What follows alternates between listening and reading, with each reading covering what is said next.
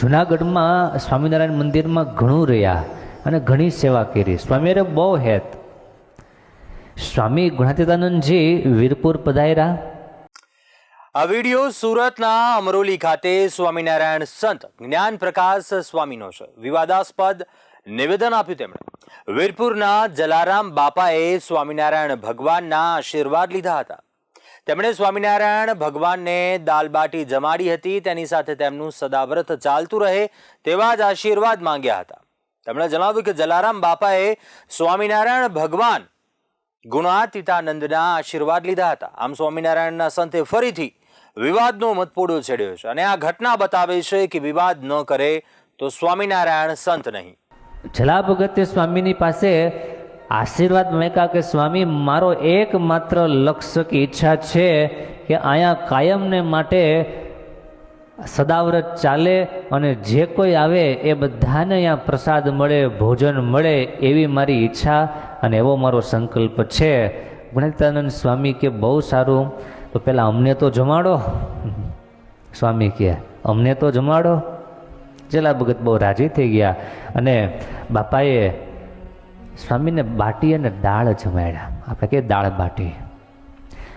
આપણી દાળ બાટીમાં ને એ દાળ બાટીમાં ફરક. હવે આપણી દાળ બાટી ફેન્સી થઈ ગઈ. એમાં જાત જાતની ડાળું પડે, એનો સરસ વઘાર પડે, બાટી પણ સરસ બિસ્કિટ જેવી બનાવવા માંડ્યા. એ વખતે દાળ બાટી બહુ સામાન્ય ખાણું કહેવાતું. દાળ બાટી સ્વામીને જમાડ્યા. સ્વામી બહુ રાજી થયા અને રાજી થઈને ગુણાતીતાનંદ સ્વામી કહે કે જલા ભગત, તમારો સંકલ્પ ભગવાન પૂરો કરે અને કાયમને માટે તમારા ભંડાર અખૂટ રહેશે. જાઓ. હવે ભગવાન સ્વામિનારાયણ અંગે સંપ્રદાયના સંતો પ્રવચન આપે તેના અંગે કોઈને વાંધો નથી, પણ તે આ પ્રકારના વિવાદાસ્પદ દાવા કરે તેની સામે બધાને વાંધો છે. હજુ હમણાં જ થોડા સમય પહેલા તો હનુમાનજીએ સ્વામિનારાયણ સંતની સેવા કરી હતી તેવું તેમણે સારંગપુરમાં ચલાવતા મોટા પાયા પર વિવાદ થયો હતો અને હજી તે વિવાદના પડઘમ શાંત પડ્યા ત્યાં તો બીજા સંત જ્ઞાન પ્રકાશે વીરપુરના જલારામ બાપાને તેમની સેવાનો લાભો મળ્યો હોવાનો વિવાદ સર્જ્યો છે. સ્વામિનારાયણ સંપ્રદાયના સાધુના આ નિવેદનને પગલે બીજા સંપ્રદાયના લોકો અને સનાતન ધર્મના અન્ય સંતો પણ ભડકી ઉઠ્યા છે. લોહાણા સમાજના સામાજિક અગ્રણી રાકેશ દિવાણીએ જણાવ્યું કે તેઓ જે દાવો કરે છે તે સમયગાળા દરમિયાન સ્વામિનારાયણના કોઈ પણ સંતે વીરપુરની મુલાકાત જ લીધી નથી. તો પછી જલારામ બાપાએ તેમને આશીર્વાદ ક્યાંથી મેળવ્યા? તેઓ પોતાની ખીચડી પકવવા માટે બીજાને શું કામ ઝાડ લગાડે છે? સ્વામિનારાયણ સંત જ્ઞાન પ્રકાશે સર્જેલા વિવાદમાં ઝંપલાવતા સંત સમાજના આગેવાન ડોક્ટર જ્યોતિર્નાથ મહારાજે જણાવ્યું કે સ્વામિનારાયણ સંપ્રદાય અવારનવાર સનાતન ધર્મનું અપમાન કરતો રહ્યો છે. હિન્દુ સમાજની સહિષ્ણુતાને સ્વામિનારાયણ સંપ્રદાયે નબળાઈ સમજી લીધી છે. તેઓએ તેમના પુસ્તકોમાં પણ આપણા ભગવાનોને અયોગ્ય ચિતર્યા છે. આ માટે અમે કાયદાકીય કાર્યવાહી કરવાના જ છીએ અને આ માટેની નોટિસ પણ પાઠવી દીધી છે અને હવે આ અંગે તેમનો જવાબ પણ માંગ્યો છે.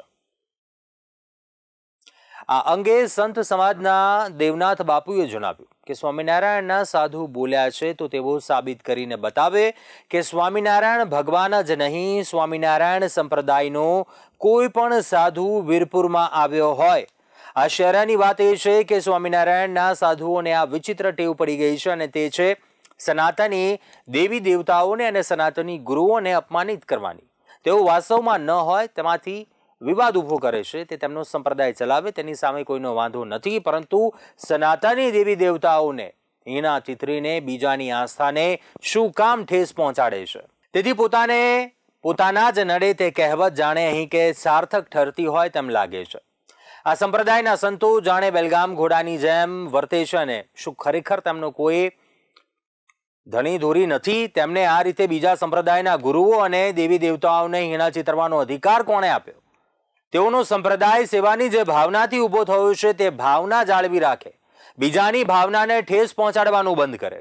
જ્ઞાન પ્રકાશ સ્વામીના નિવેદનને પગલે રઘુવંશી સમાજમાં પણ આક્રોશની લાગણી ફેલાઈ છે. હવે સમાજના આગેવાનોનું કહેવું છે કે તેઓ તેમના સંત માટે આ પ્રકારના ઉચ્ચારણો સહન નહીં કરી લે.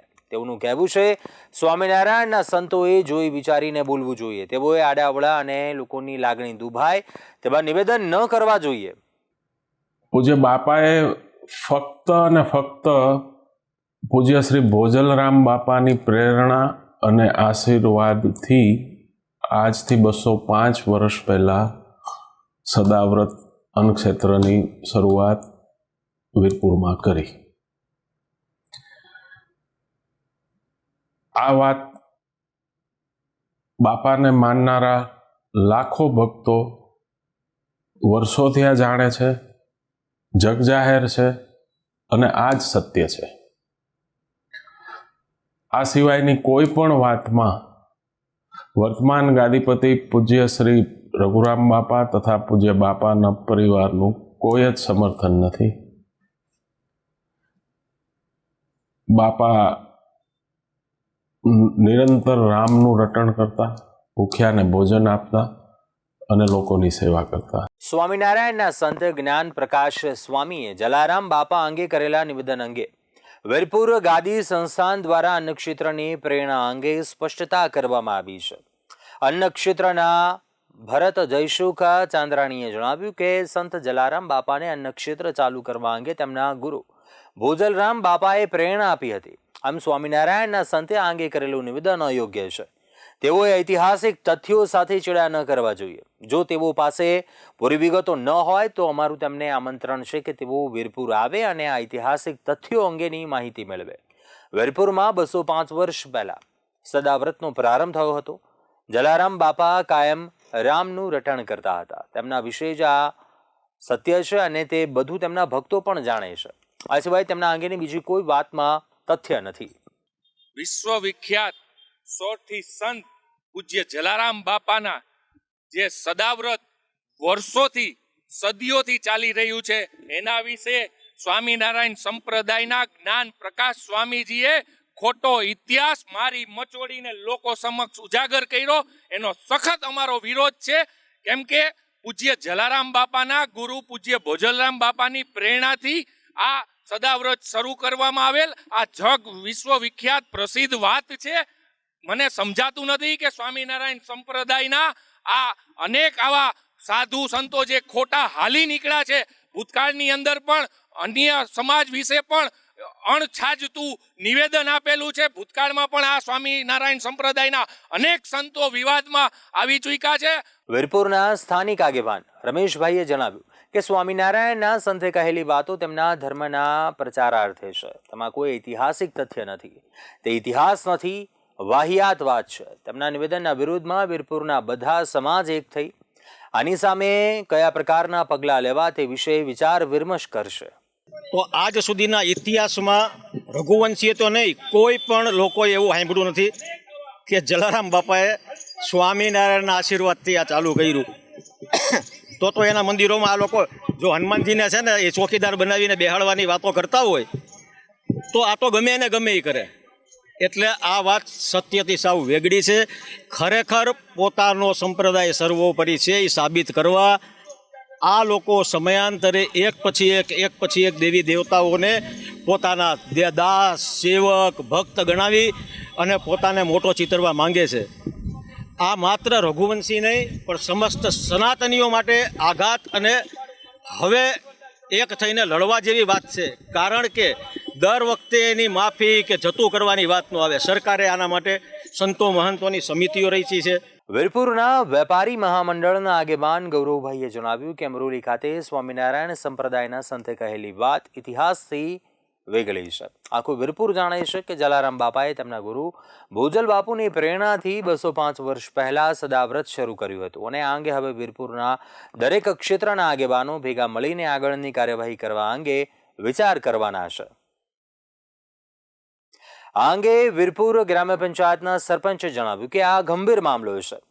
ઇતિહાસના તથ્યો સાથે ચેડા કરવાની વાત છે. જ્ઞાનીની વાત કરવા જનારા જ્ઞાન પ્રકાશ સ્વામીએ આ વાત કહીને તેમને કેટલું જ્ઞાન છે તે બતાવ્યું છે. પંચાયતના સભ્યો સાથે સ્થાનિક આગેવાનો આ ઘટના અંગે ભાવિ કાર્યવાહીની રણનીતિ નક્કી કરશે. પરંતુ આને કારણે વીરપુર ગામના લોકોમાં આક્રોશ છે. સંત શિરોમણી જલારામ બાપાના ચરણોમાં સત્સત વંદન સાથે મારી વાત રજૂ કરું છું. થોડા સમય પહેલાં એક બુકમાં આ પ્રસંગ મેં વાંચેલો અને એ જ પ્રસંગ લોકસત્તા જનસત્તા નામના એક મેગેઝિનમાં પત્રમાં આ પ્રસંગ મેં વાંચેલો અને મને એવું લાગ્યું કે આમાં જલારામ બાપાની ખૂબ સારી વાત કરવામાં આવી છે. તો બાપાના મહિમા વિષયક આ વાત કરેલી, જલારામ બાપાના કાર્ય તેમજ અયોધ્યામાં જે બાપાનું સદાવ્રત ચાલે છે અને ભગવાનનો થાળ થાય છે એ અંતર્ગત વાત કરેલી. એમ છતાં કોઈ પણ સમાજને કે કોઈ પણ વ્યક્તિને મારી વાતે કરીને દિલ દુભાણું હોય તો સાચા દિલથી માફી માગું છું અને એ વિડીયો અમે તરત જ હટાવી લીધો છે. ધન્યવાદ. વિવાદ વકરવાને પગલે સ્વામિનારાયણના સંત જ્ઞાન પ્રકાશે માફી માંગી લીધી. તેમણે જણાવ્યું કે મારા નિવેદનથી મન દુઃખ થવા બદલ હું ક્ષમા યાચના કરું છું. મારો કોઈને લાગણીને નુકસાન પહોંચાડવાનો ઈરાદો ન હતો. કદાચ પ્રસંગ ખોટો હોઈ શકે છે પણ ભાવના સાચી છે.